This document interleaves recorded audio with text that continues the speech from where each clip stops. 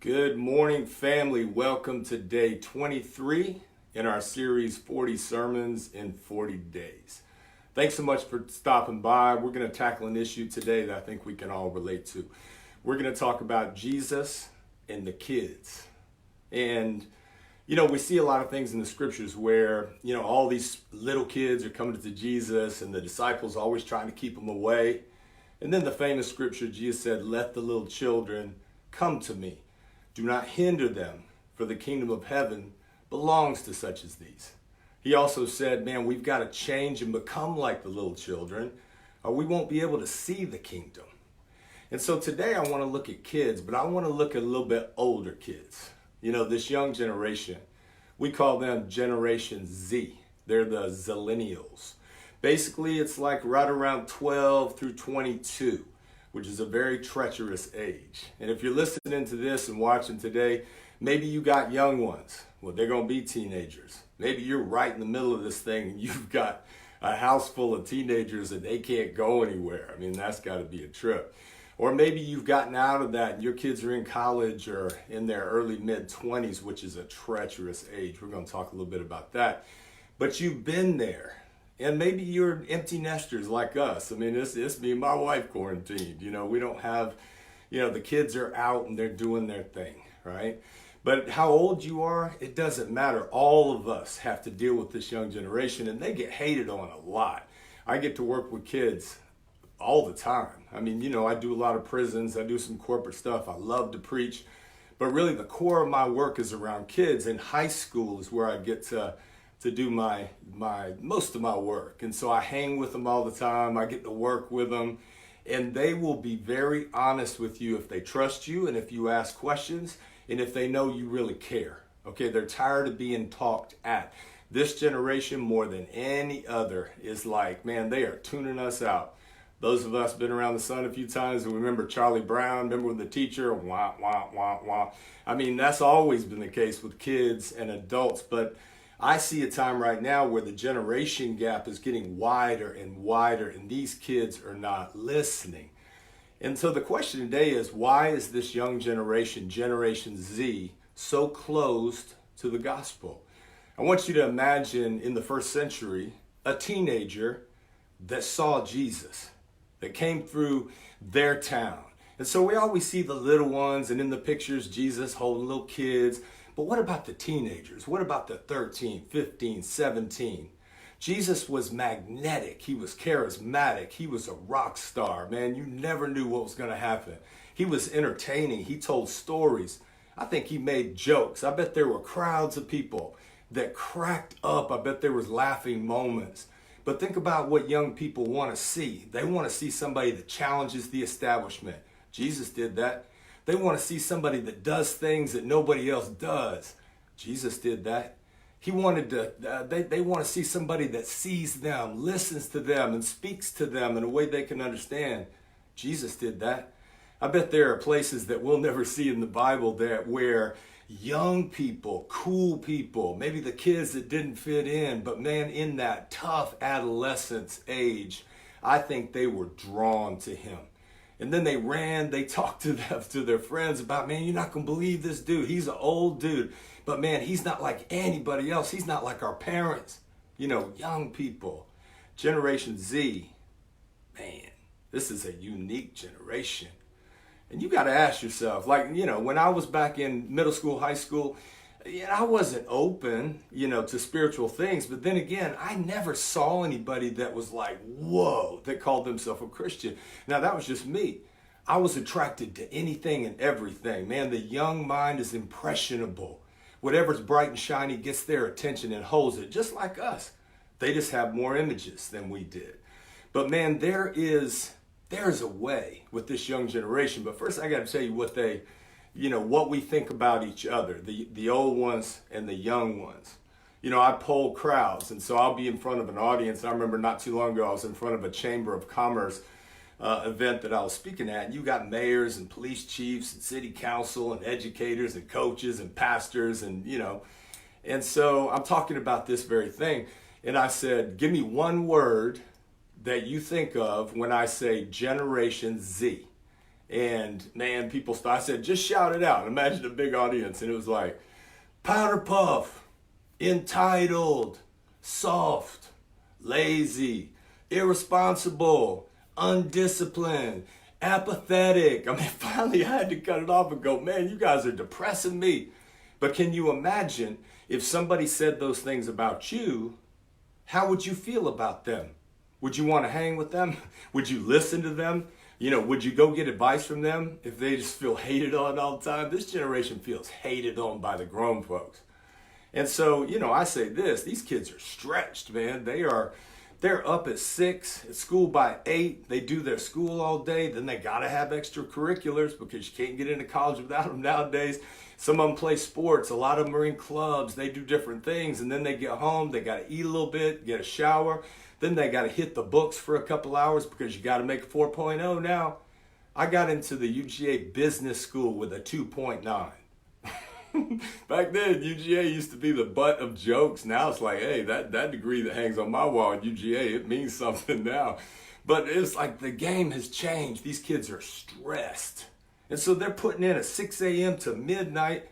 And then we think about them as lazy and undisciplined, irresponsible. Man, they're putting in work. A lot of the times they're putting in more hours than the grown folks are. So they're very stretched. And I got to ask myself, if Jesus is a rock star, and man, kids love rock stars. They love controversy. They love revolutionaries, man. They love to have a voice. Well, how come they're not flocking to church? I see this one. And with the kids, but here's the deal. I ask the kids too. This is a safe space. They trust me. And I'll say, what do you guys think about our generation? And you know what they say? Haters and hypocrites. Now, whether that's true or not, we got to listen to them. Haters and hypocrites. And so we're looking at each other in a way that there's a divide growing and we've got to have impact on them. But I would say this, maybe they haven't really seen Jesus. So I want to read a scripture today, and this one is not your typical one on kids, but it comes out of Matthew 21. It says, verse 14, the blind and the lame came to him at the temple, and he healed them. But when the chief priests and teachers of the law saw the wonderful things he did and the children shouting in the temple area, Hosanna to the Son of David, they were indignant. Do you hear what these children are saying? They asked him. Yes, replied Jesus.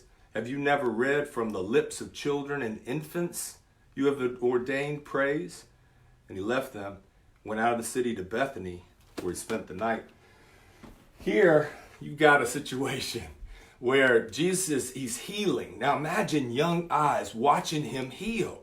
And so they're drawn to him. And I have to believe that there's some not just little kids. Man, little kids are kind of just, wow, fascinated. They just want to play. But the young mind is watching. They're listening. Don't think they're not watching our lives. They are. And so here, something that Jesus did had these young people yelling, Hosanna, Son of David. I mean, they were shouting. That wasn't a real popular thing to do. They were praising, they were singing, and these were young folks. Can you imagine your youth ministry being so enamored with Jesus that they just are attracted to him? Man, that's what I want to see in today's world. So here, notice the Pharisees did not inspire them. See, the Pharisees were like, they were mad. Listen to those kids making a fool of themselves, telling you you're something that we hadn't decided you are yet. Because they didn't believe who he was. Religious people can't even see Jesus sometimes because they keep him on a throne far away in judgment. He's the king, and God bless all of that. But he hasn't become human, flesh and blood, feelings, man. He feels you. He sees you. He's got you. And so there's a disconnect with a lot of adults. Imagine being them.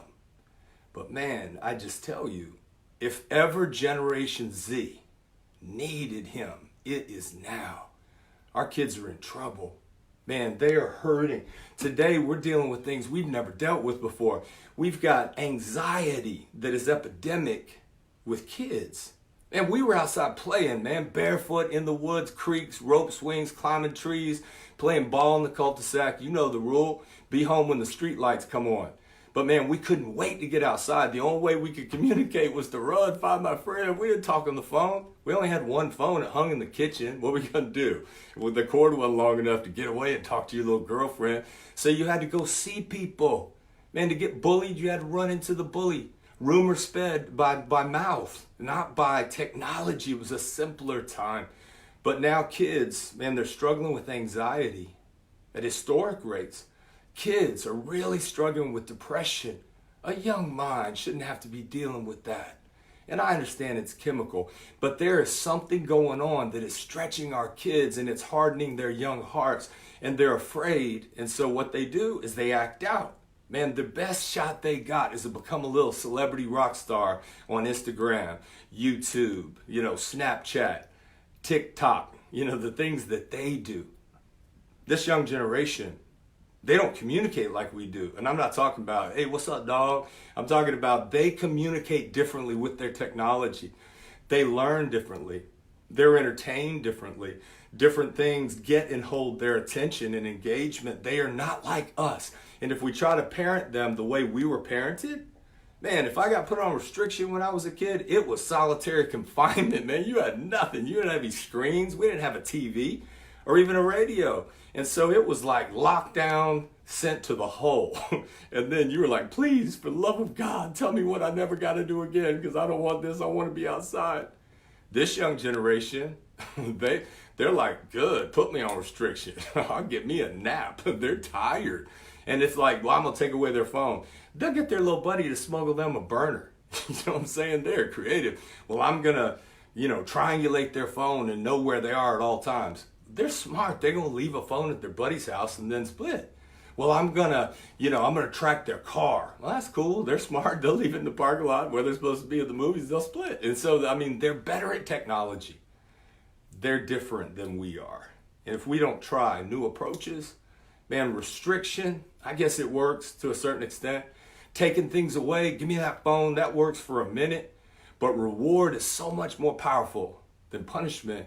And they've got to see Jesus. They're not hearing him. And they don't want to go to church. When they do, maybe they feel like these guys with the Pharisees. Pharisees said, shut up, be quiet, stop fidgeting, and listen. That's never worked with young people. They got to feel heard. They got to feel engaged. But first, we've got to feel them. I want to give you a couple of things. Imagine if you were 15 years old. Your whole life, you've been at war. They're a wartime generation. Their whole life, we've been at war. And that's just their normal. They're involved they've grown up in a pill culture. See, we were young. I don't remember pills. And I guess they were there. There's a time and a place. God bless them. We've got to use modern medicine and chemistry. But these kids are the ones that grow up watching TV and they see the commercial and everybody's playing, riding horses on the beach, hey. And it says, ask your doctor if Zerixafan is right for you. Do you have dry eye? Side effects include suicidal tendencies, hair loss, sudden death. It's like, what? I'm a little blue, give me that. And this is just their normal. For us, it didn't happen till we were adults. Man, think about, I remember when I found my dad's Playboy for the first time. It was like the holy grail. It was like, that's commercials today. But man, I made sure to put that thing right back so he wouldn't know I found it, access. And nowadays, we have given them a device that has every horrible video the human race has ever produced, and we put it in their pocket and said, don't look. I don't know about you, but I couldn't have handled that thing. So this is a generation that's growing up on porn. And now a third of the young people are females. Now that's never been heard. It used to be a little boy thing, and now it's like everybody thing. And so these kids are growing up, and the world is showing them what lovemaking is supposed to look like. And their brains are being programmed to this digital high-speed world. Their gaming is entertainment, is pow, pow, pow, pow, pow, pow, pow, pow, pow. It's gangster, it's Call of Duty, it's warfare, it's, Grand Theft Auto. And they don't understand that their little brains are being programmed for sex and drugs and violence and crime.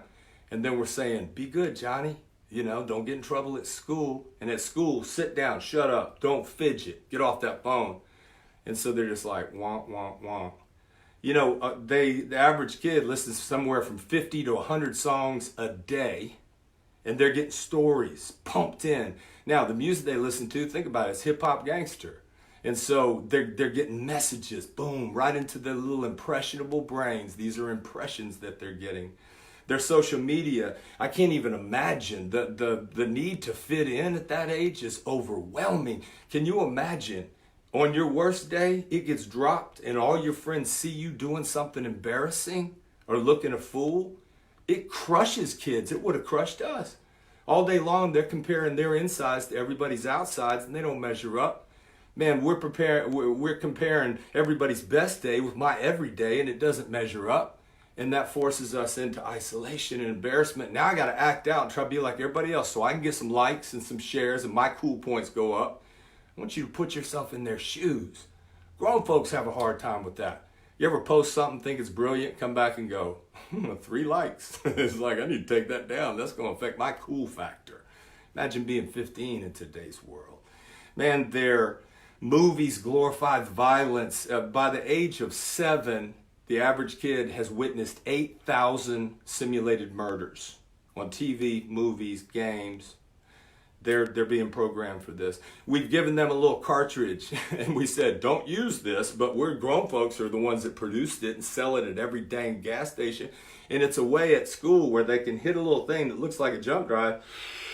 And just for a second, that nicotine blast takes away the pain, just for a minute. Can you imagine when we were 15, if you had a device that would take your pain away for a second and all the noise might shut down for a minute and then it comes back? We got a generation that is growing up and they're going to go to college with a pack-a-day nicotine habit and they've never smoked a cigarette because we gave them technology. Technology is great, but not if it destroys us.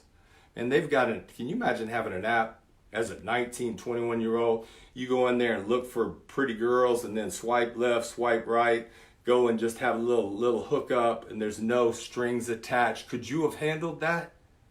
I don't know. Man, lastly, we've protected them. They're the generation that has grown up. Everybody gets a trophy. Don't play dodgeball, might get hurt.